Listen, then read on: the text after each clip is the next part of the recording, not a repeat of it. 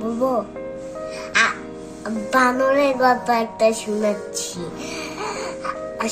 আমি স্কুলের ওখানে একটা দেখছিলাম, ওখান থেকে একটা চেয়ারে বসে বসে অনেক বানর দেখা যাচ্ছিল।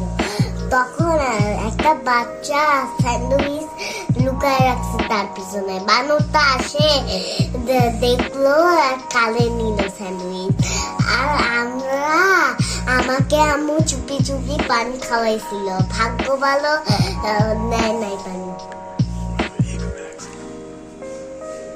এখানে লুকায় রাখছিল কেমন করে? পিছনে লুকায় রাখছে। বানর জঙ্গলে থাকে।